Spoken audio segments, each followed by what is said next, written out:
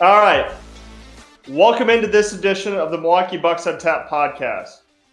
Corey Moen, Evan Byrne. Evan, how we doing?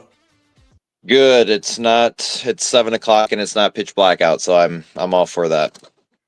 Yes, as we are all aware, it is daylight saving time. Kind of a misnomer is that they think it's pronounced daylight savings. It is not. It is daylight saving. Singular. We're not saving multiple. It's a little weird. Can't lie to you, but yeah, daylight saving time. So, Evan, how are we feeling about the Bucks? Obviously, as we can see here, they're playing against the Cleveland Cavaliers right now on TV. But overall, how have you kind of felt about it for the past week? I think since the not the All-Star break, the trade deadline, I've been pretty I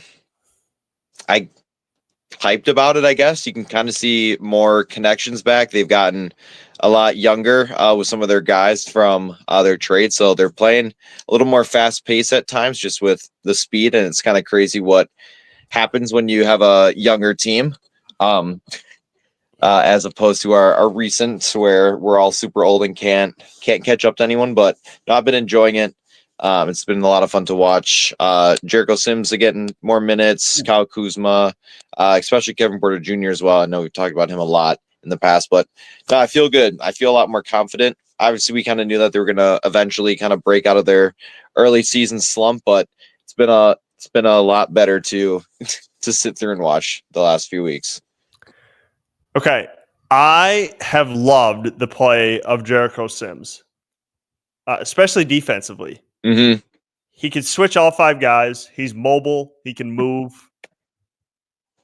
And he's just been a pretty decent bright spot, which honestly, based on the way Jericho Sims has played, like you kind of worry about Bobby Portis a little bit as you start to head into the postseason. Because Jericho Sims does everything that Bobby Portis can't. Now, granted, Portis is a better scorer, but Jericho Sims is a lot better of a defender than Bobby Portis is. There's always a downside to everyone. One can do something, one can't. Like Jericho Sims, you would have him out there mainly for defensive purposes because really his offensive game is very limited. He kind of reminds me of a guy who hey, he can clean up the mess, but he's not he won't hit a 15-footer for you. No. Right? But he can defend, he can move. I mean, and there was a couple plays he made the other night last night against the Orlando Magic, and I guess as we head into the game against the Dallas Mavericks where I was like, wow, this guy is a revelation defensively. Just needed a chance. Oh, yeah. Yeah, I mean, he was buried at the end of the depth chart for the New York Knicks, but now it's like you got kind of a second wind here. It's like, all right, now he's on a team where he has a lot more opportunity to play. So, and he's really showing how talented he is. So, let's kind of get right into the first game. And this was like Milwaukee played last week against the Dallas Mavericks. Crushed them. I believe the final score was 132-117. A quick note about that game. This was one of the final games Kyrie Irving played before he went down with his unfortunate ACL injury. So I guess what did you see in Milwaukee's performance against Dallas? It was one of those games where it kind of turned out the way that I was hoping to, obviously with their unfortunate injuries, obviously with Anthony Davis at that time, and then losing Luka as well. Kind of helped us in a way. But I'm just kind of glad that they were able to essentially pull it off because Bucks are, or just like Wisconsin sports in general, our teams do play down to the competition when we are the clear front runners and who should be winning that game, dominating. Usually we like to play a lot more of a closer game, but I'm glad that they were actually able to pull through and have a game where they were consistently scoring throughout the game. They didn't give the whole lead back up.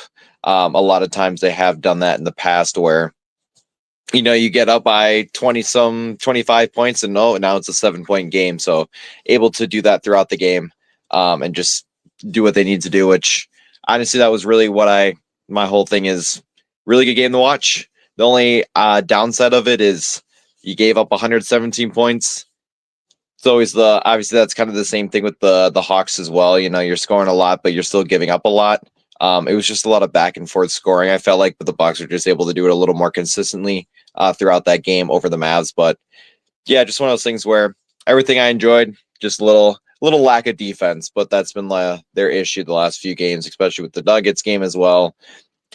Heat, some of the games in the past too.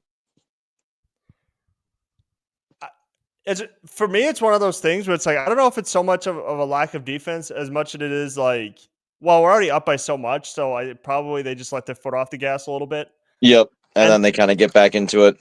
Yeah, and that has a tendency to happen too when you have such a big lead. Like it's human nature to be like, well, there's no way we're going to give this up. So it's like you stop putting in 100% of the effort on every possession, and NBA teams are way too talented to get back into it. Okay, no lead is safe in the NBA.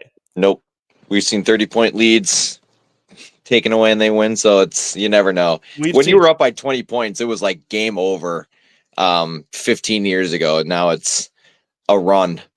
We've seen, like, if you remember that game against the Raptors 2 years ago. Yep. They're up like 14 with less than a minute left. All of a sudden it went to overtime. Yep. Again, there is truly no lead safe in the NBA where teams can feel comfortable. So again, it is human nature to kind of let your foot off the gas a little bit.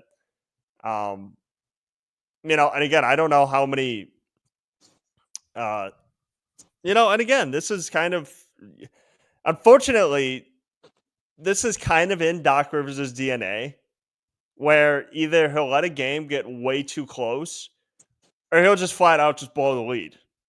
Okay. Like Doc Rivers' whole coaching career, while he's an all-time great coach, I'll put him in that category.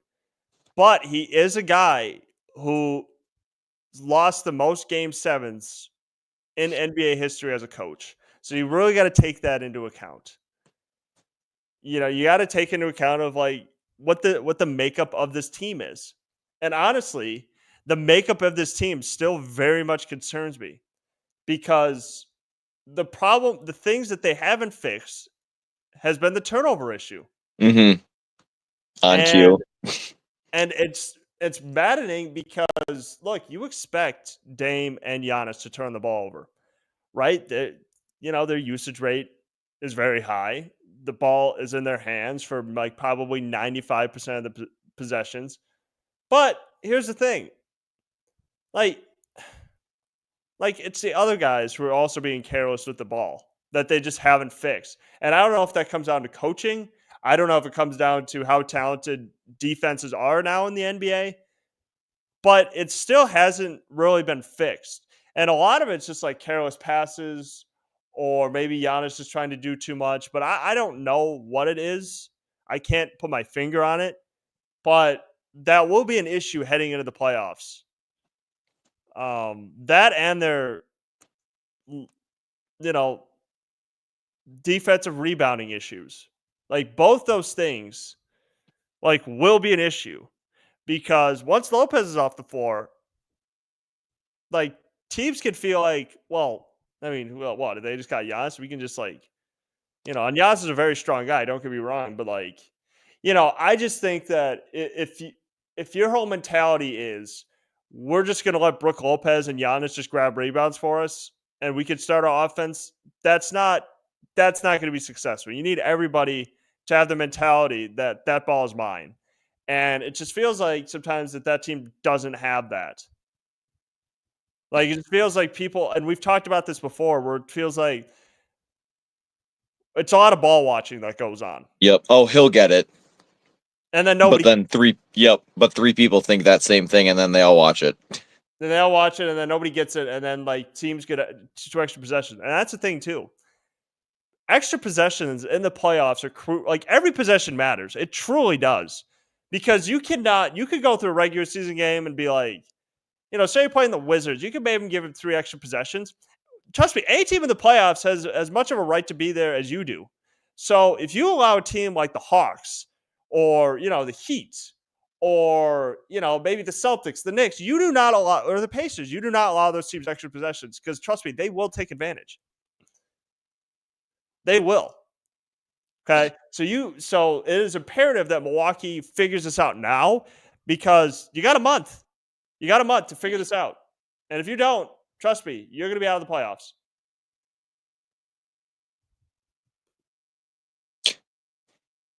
That on cue fast break. That you saw. Oh my God, that made me bad too. If you guys missed it, it was a wide open fast break. Kuzma bobbles the ball, just misses just smokes it. I'm like, what the hell?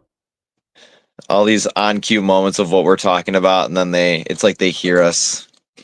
I know, exactly. It's just what the hell, and then they commit a foul on the other end. I'm like, what the hell, guys? Crazy how predictable. But yeah, no, the extra possession I think kind of irritate me the most, just because, especially when it's those possessions where it's like you just played 22 great seconds of defense and then they force up a shot and then they get it right back, restart 3-pointer, where it just completely eliminates all the hard work you just did on that possession, and then you just give it right back up, or even more points too, where it's, they miss a layup, but now they get the rebound again, they hit a 3-pointer. So a missed 2 turns into 3 points is always frustrating, especially when you just played all that defense for to give up the most the easiest bucket, easiest rebound ever, which is always frustrating, especially in those short possession games where you're only up 6 points and you force a 3 late in the game, and it just kind of turns into more momentum for the other team, which is, I feel like, happens more often than it should.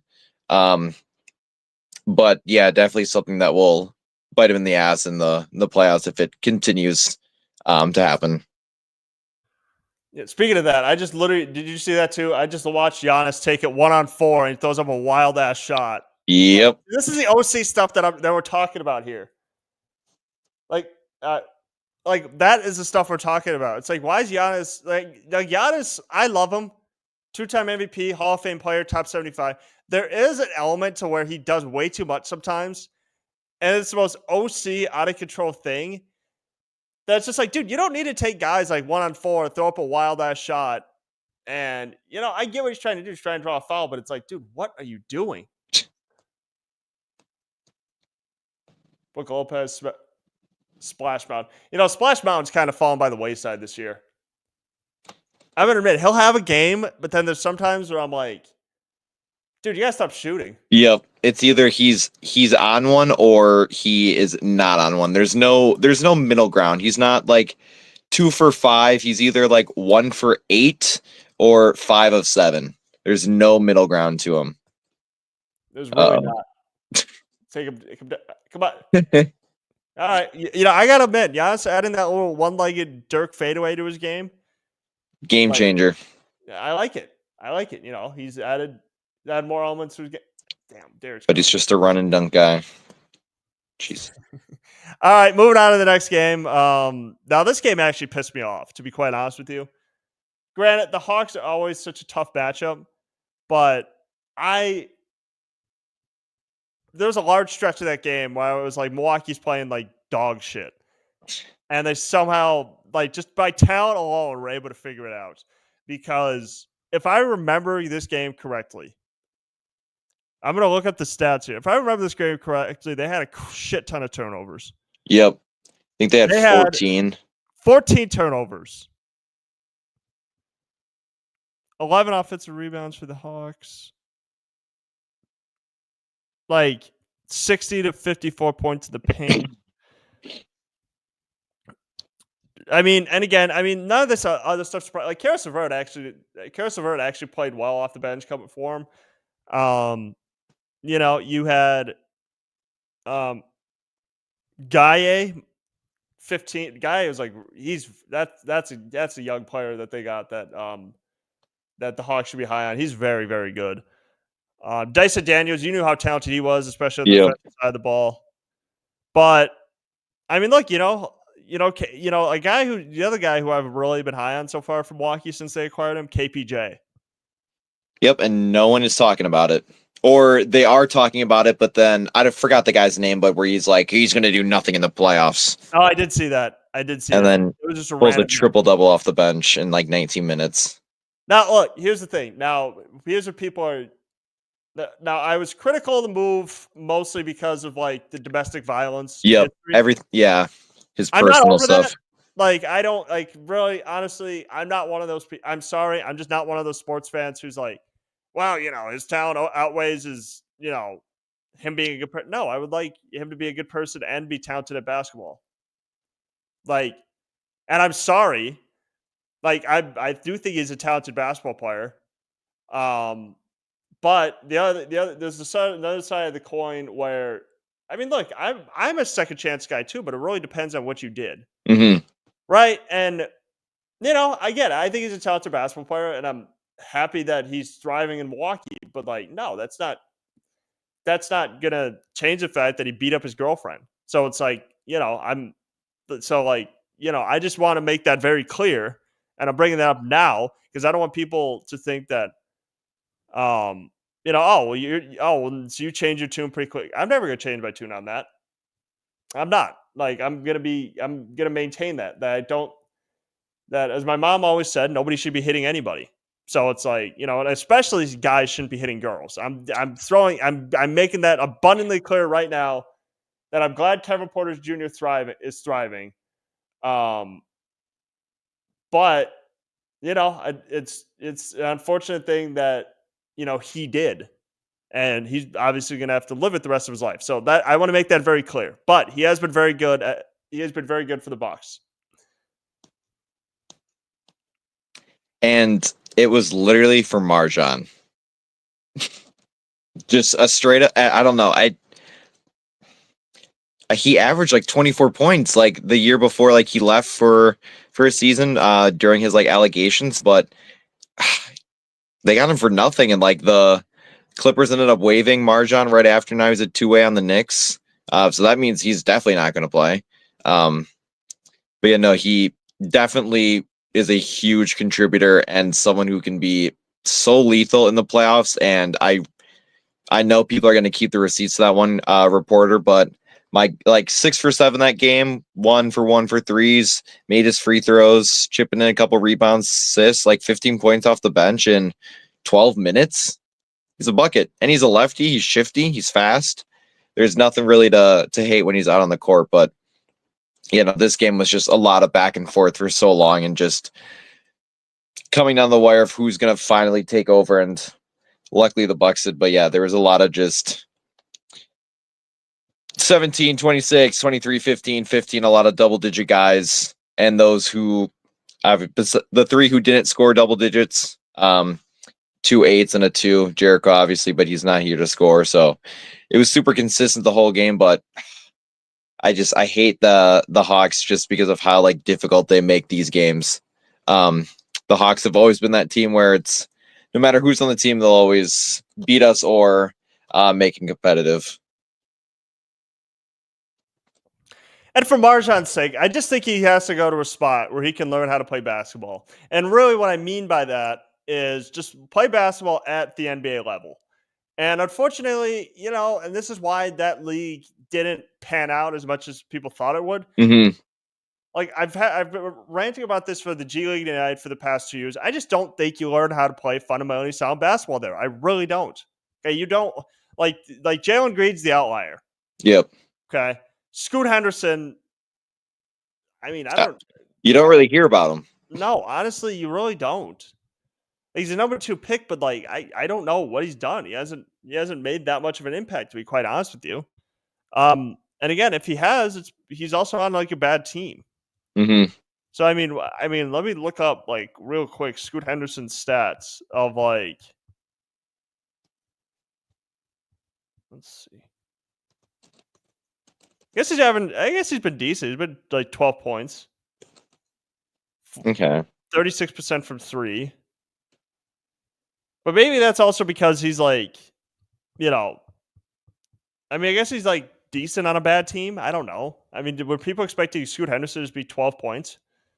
I don't know if what was he, the number 2 overall pick? Mm-hmm.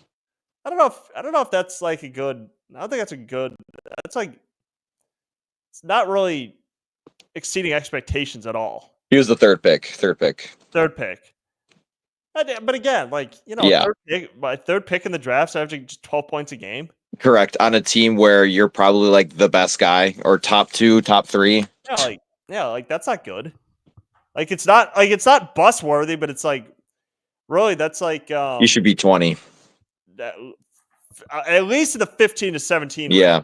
12, it's like all right. I mean, at 43% is really not that good shooting. To be quite honest with you. Like from the field, 43%. I don't know. I don't think that's good. Yeah, he's gonna not taking as many shots, averaging 12 on a crappy team. I'm just saying the league's hard. Like, don't get me wrong, the NBA is like really hard, but like it becomes increasingly harder when like you just, where it feels like every game is like a open gym at LA Fitness. And again, because look, these players are like basically there. Those players, that league was started just so that players could be like, I'm gonna get mine.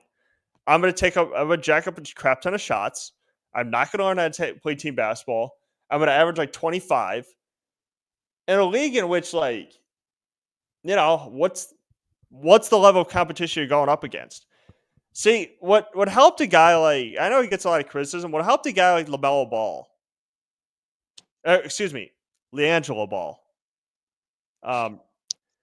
is that he faced off against grown men when he was like 17, 18 years of age. And that helped his development. Now, granted, I'm not sitting there being like, you should just send an 18-year-old to Lithuania.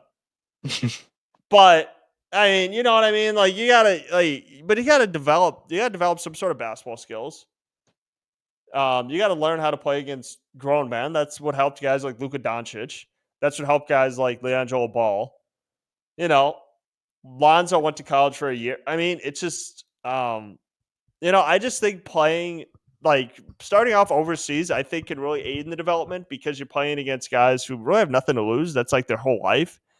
And I just think when you go to the G League Ignite route, you're not really like what skills are you developing other than I know how to score the basketball. Mm-hmm. It's like everybody knows how to score. I think everybody in the NBA, if you ask them, really knows how to score. But it's one of those things. Marjan has to find his role, and he hasn't found it yet. I hope he does.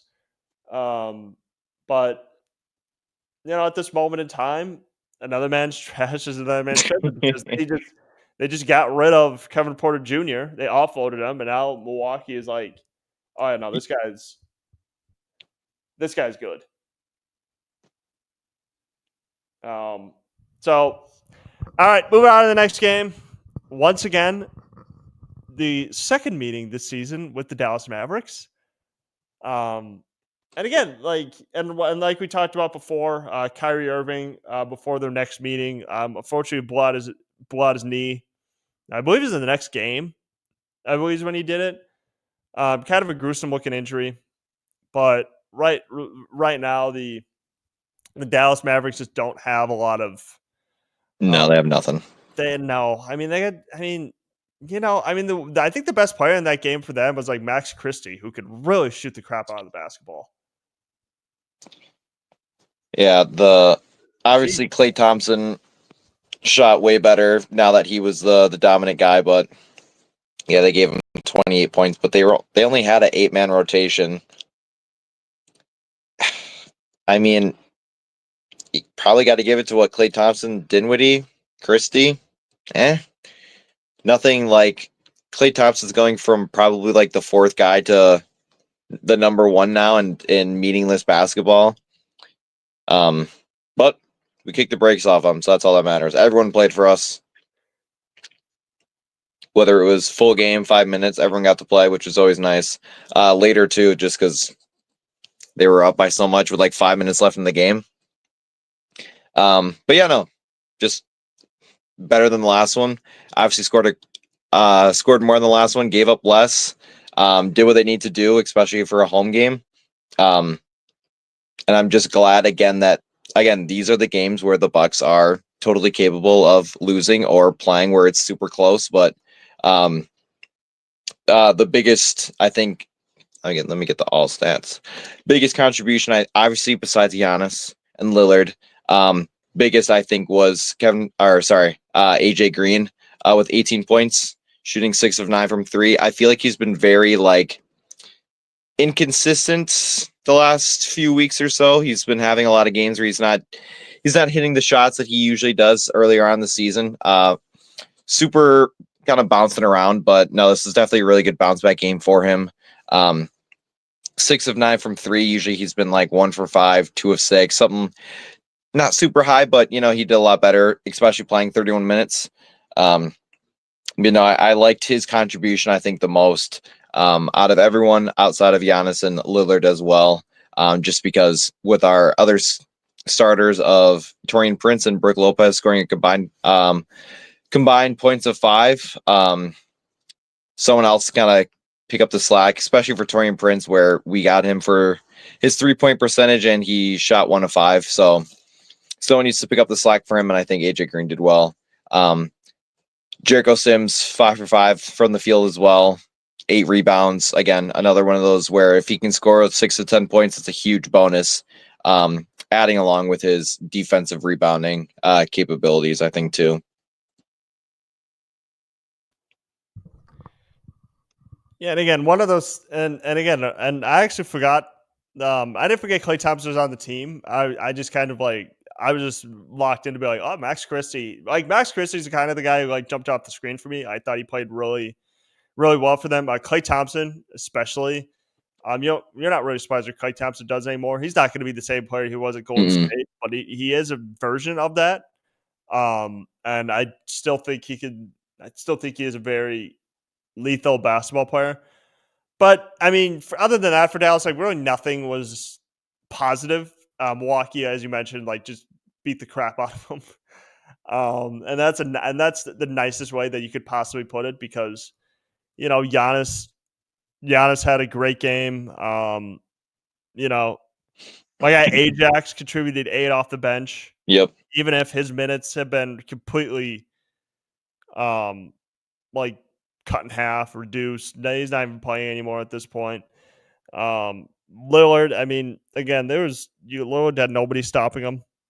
As you mentioned, AJ Green can still shoot. Kyle Kuzma for me has still been really good, especially as the third option. I think there was worry about that, but I think if Kyle Kuzma was on a winning team, I think he's a guy who can. Really contribute to winning basketball. Yeah, it doesn't have to be the number one guy, so not really a lot of pressure on him. No, look at this. Kevin Porter Jr. had 14 assists. Was this the triple-double game? I think it was. It was the triple-double game. See, this is what Milwaukee needs more of. Okay, 11 rebounds and 14 assists. That's pretty. It's wow. Yeah, not the best shooting game from him, but still chipped in 10 points, and the points out of all 3 of his stats were the lowest. So it was, hey, that's a good triple-double if you can do it more rebounds and assists than points. Yeah. Another noteworthy performance for Dallas was Najee Marshall with 22 points. But other than that, it's how are you going to – it's you can't win a game with 8 guys. Yeah, and especially with obviously the capability and the guys that they got, like Omax, Marquette legend right there, but him playing 25 minutes, he's not just going to all of a sudden score 15 to 20 points. These guys off the bench are not your quote unquote high end, comparing their bench to Kevin Porter Jr., to AJ Green, to Gary Trent Jr., you're not going to get the same outcome. Maybe for some of the guys. Williams obviously did fine with his 34 minutes, but if you're giving Omax Prosper 25 minutes, don't expect 20 points from him.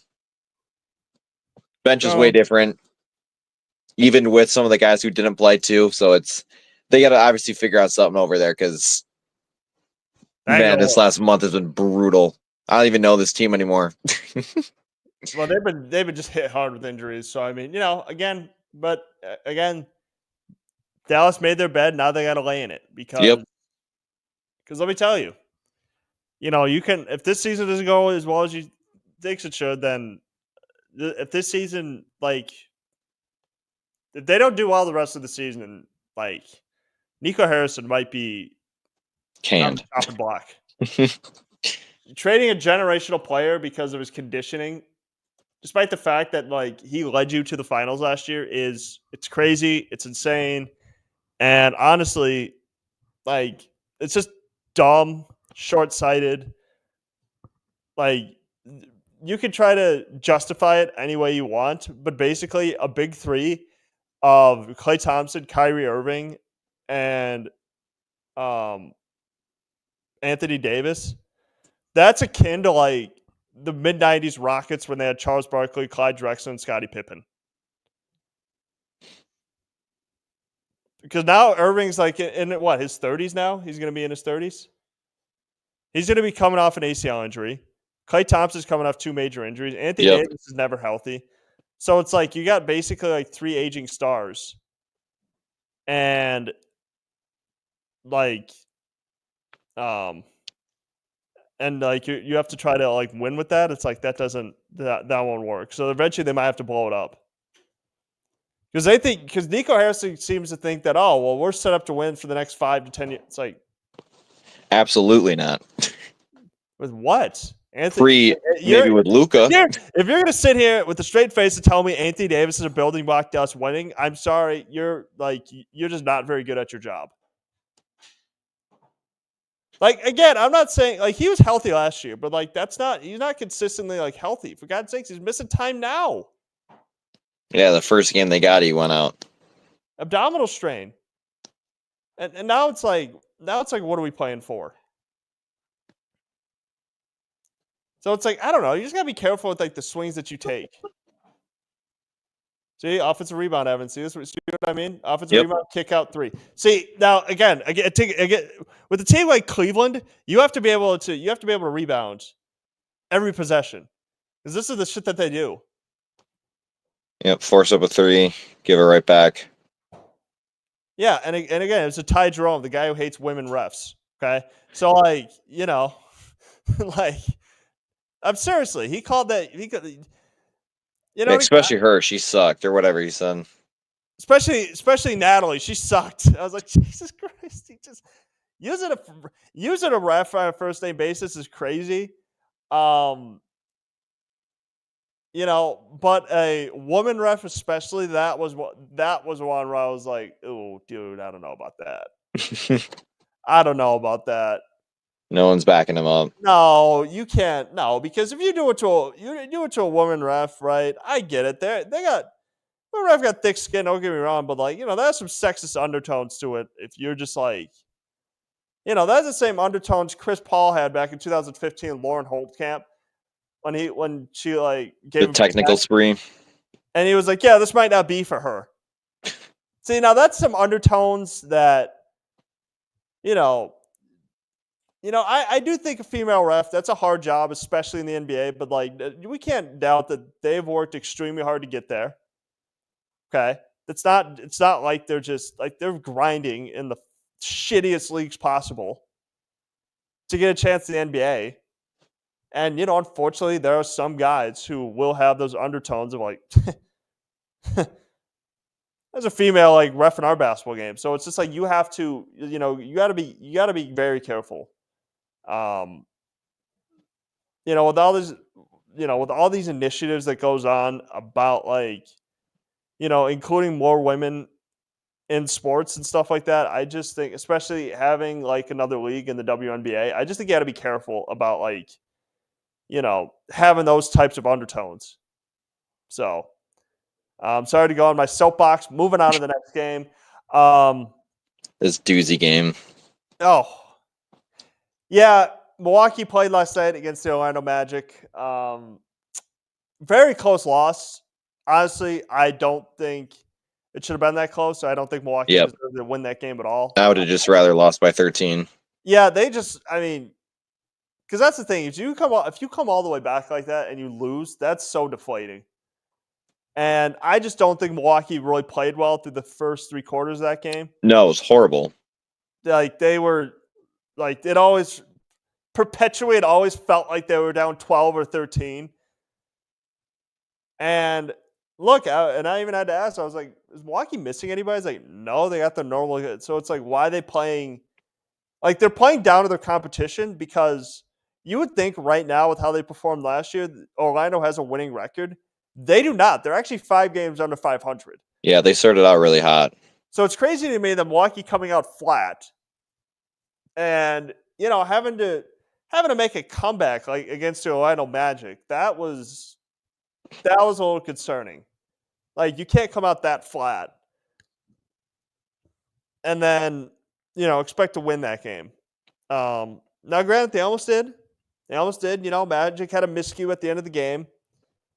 But, I love Damian Lillard, don't get me wrong.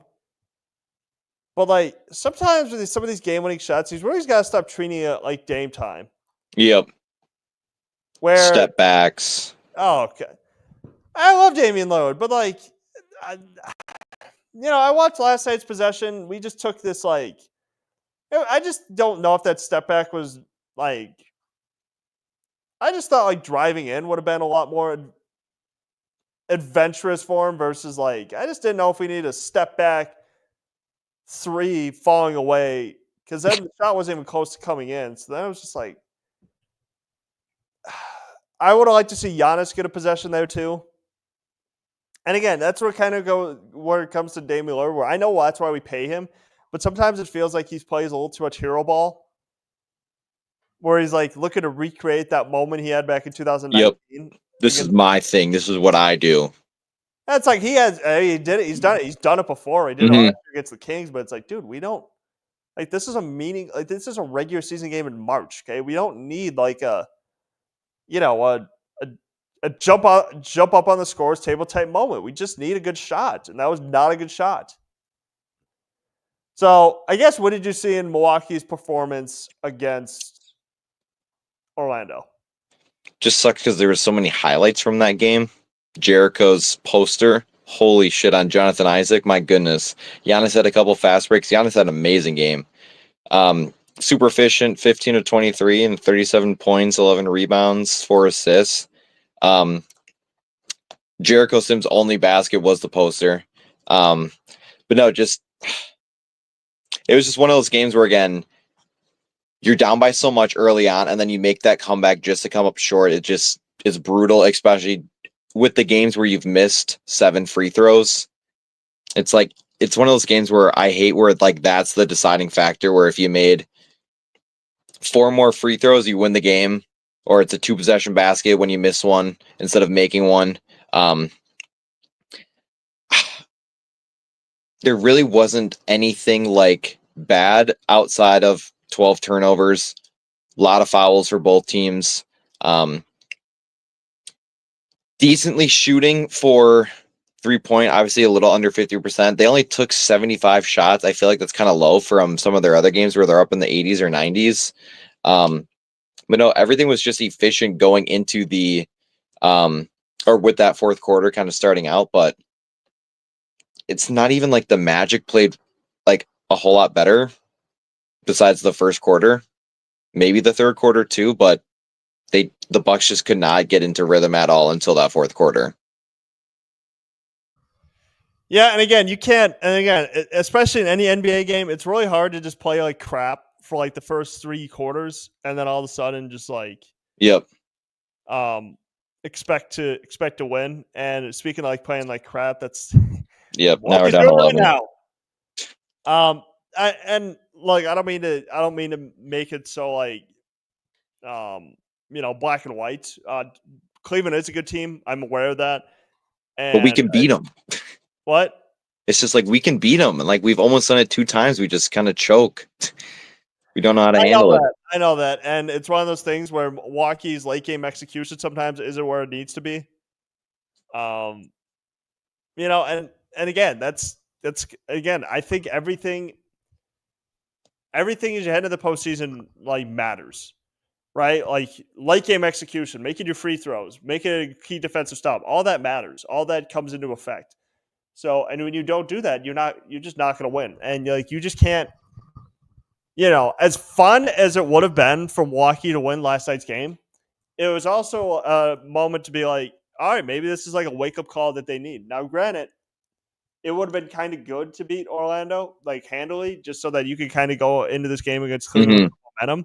But now that you have to exert all that energy to come back against Orlando last night, now it's just like, it feels like you're kind of sleepwalking against the Cavs, where you're mentally drained. You're just like kind of waiting for this game to be over, just so that hey, let's see if we can see him in the postseason. So that's really what this boils down to, is that I'm not sure how many times they play Cleveland left in the regular season. I don't believe this is the last meeting. One, I think no more than one. Okay, that's probably what it is, since they are in the same division. So it's probably one more meeting, but still, like, this season, like, to beat a team like Cleveland in the regular season, you got to be rolling on all cylinders, right?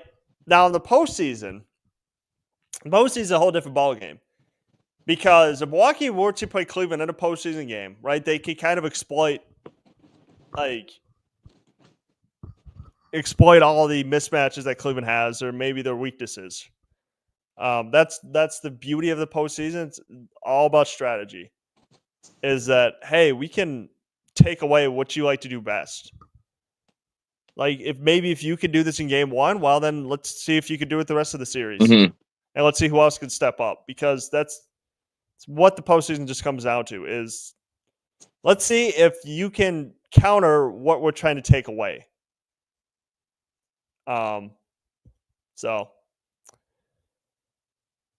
yeah, unfortunate loss for Milwaukee. And as we're recording right now, Milwaukee is currently down 46-35 against Cleveland on ESPN. So, hopefully they could kind of get back into this game. Evan, you got anything else?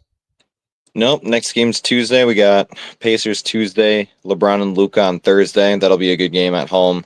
And then the Pacers again on Saturday, and a back-to-back with the Thunder on Sunday. So two pretty big games. Hopefully they can go 3 or 4. But for sure got to beat the Pacers, just because of how close they are in the standings right now. Quick note about the Lakers matchup. LeBron will more than likely miss that game. He is currently dealing with a groin injury he suffered in last night's game versus Boston. So, and according to Shams Charania, he's expected to miss 1 to 2 weeks, which I believe with that timeline would have him be out against the Bucks. Knowing our luck, that'll be his first game back.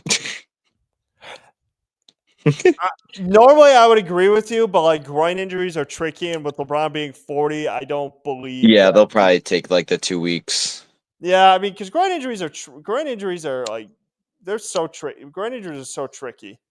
Yeah, if it happened last night, then there's no way he plays. No. And my friend bought tickets for that game to see him play, so I can't wait to break the news in probably tomorrow. Well, yeah. Well, it sucks. Fingers crossed for him, but he's not going to play. No, I don't see that at all.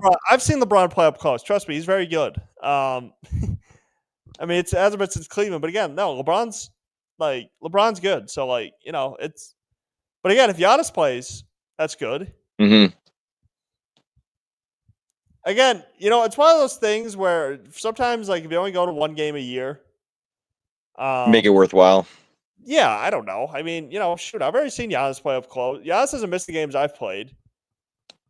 So, Lillard really hasn't. I've seen Giannis and Lillard play. Now, granted, it was under the old regime with Adrian Griffin, but, I still saw him play. They're both very good basketball players. Yeah, that's what I said with when I went to the Warriors game. Like, hey, I saw a vintage Curry 30-point game. It's exactly what I spent my money on.